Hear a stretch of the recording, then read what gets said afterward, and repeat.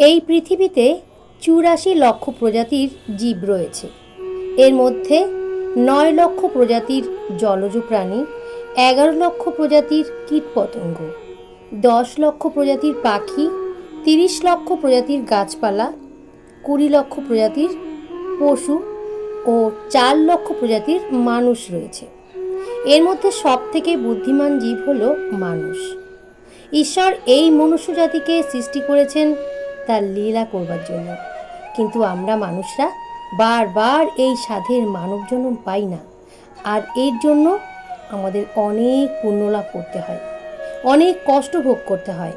হ্যাঁ বন্ধুরা, আজকের ভিডিওতে আমরা এই বিষয়টি নিয়েই আলোচনা করব। তো নমস্কার বন্ধুরা, সনাতনী ইউটিউব চ্যানেলে আপনাদের সকলকে সুস্বাগতম। তাহলে আসুন সকলেই জেনে নিন কেন এই মানব জন্ম এবং ৮৪ লক্ষ যোনি ভ্রমণ আসলে কি। পৌরাণিক শাস্ত্রের বর্ণনা অনুসারে আমাদের এই মানব জন্ম প্রাপ্ত করার জন্য ৮৪ লক্ষ যোনি ভ্রমণ করতে হয়।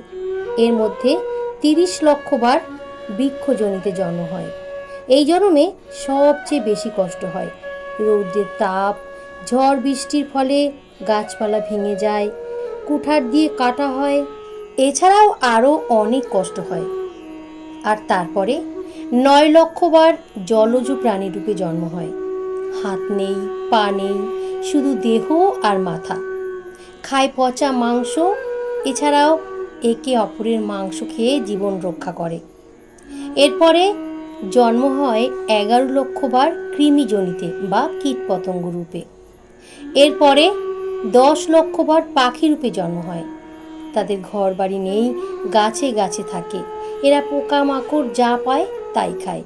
এরপর ২০ লক্ষ বার পশুজনিতে জন্ম হয়। আর সব শেষে বহু পুণ্যকর্মের ফলে মানবকুলে জন্ম হয় ৪ লক্ষ বার। প্রথমে বন্য প্রাণীদের মতো বন মানুষ হয়ে বনের পশুদের মতোই বেঁচে থাকে। তখন তাদের আত্মপর বলে কোনো জ্ঞান থাকে না। এরপর পাহাড়িয়া প্রজাতির নাগা, কোকি, সাঁওতাল ইত্যাদি রূপে জন্ম হয়। আর তারপর জন্ম হয় অধমকুলে। তারা দেব ধর্ম মানে না, বিভিন্ন অপকর্ম করে এবং মদ্যপান করে। তারপরে জন্ম হয় শূদ্রকুলে। এরা সাধারণত যা কর্ম করে তা নিজেই ভোগ করে, যেমন কেউ অন্ধ হয়, কেউ কানে শোনে না ইত্যাদি রূপে এই রকম প্রতিবন্ধী হয়ে বেঁচে থাকতে হয়। তারপর জন্ম হয় বৈশ্য জাতিকুলে। এরাও কর্ম অনুযায়ী ফল ভোগ করে। তারপর ক্ষত্রিয় বংশে জন্ম হয়। কর্মগুণে ফলবাগী হয় এরা। আর সব শেষে ব্রাহ্মণ কুলে জন্ম হয়। এখানে আর একাধিকবার জন্ম হয় না। নিজের পূর্ণ ফল লাভের দ্বারা উদ্ধার হয়ে আত্মজ্ঞান লাভ করে। তবে বন্ধুরা, শুধু ব্রাহ্মণ কুলে জন্মালেই যে উদ্ধার হওয়া যায় তাই নয়। যদি সে জ্ঞান লাভ করতে না পারে, তাহলে সে পুনরায় আবার ৮৪ লক্ষ বার যোনি ভ্রমণ করে। তাই বন্ধুরা, সব শেষে এটাই বলবো, বড়ই দুর্লভ এই মানব জন্ম।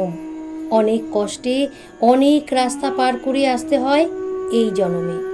তাই এই দুর্লভ মানব জীবনকে সফল করতে হলে কৃষ্ণ নাম করে মুক্তির পথ প্রশস্ত করতে হবে আমাদের। শ্রীকৃষ্ণের শরণাগত হতে হবে। তাই হাতে কাজ করুন, কিন্তু মুখে কৃষ্ণ নাম জপ করুন, তা সে আপনি যেভাবেই করুন না কেন। তো বন্ধুরা, এই ছিল আমার আজকের ভিডিও। আশা করি ভিডিওটি আপনাদের সকলের ভালো লেগেছে। ভিডিওটি ভালো লাগলে ভিডিওটিতে লাইক, কমেন্ট, শেয়ার করে দেবেন। আর এই চ্যানেলটিকে সাবস্ক্রাইব করে পাশে থাকা বেল আইকন নোটিফিকেশান বেলটি অন করে রাখবেন, যাতে নিত্য নতুন ভিডিওগুলো আপনাদের কাছে পৌঁছে যায়। তো বন্ধুরা, আজকের মতো বিদায় নিচ্ছি। আপনারা সকলেই ভালো থাকুন, সুস্থ থাকুন। হরে কৃষ্ণ, রাধে রাধে।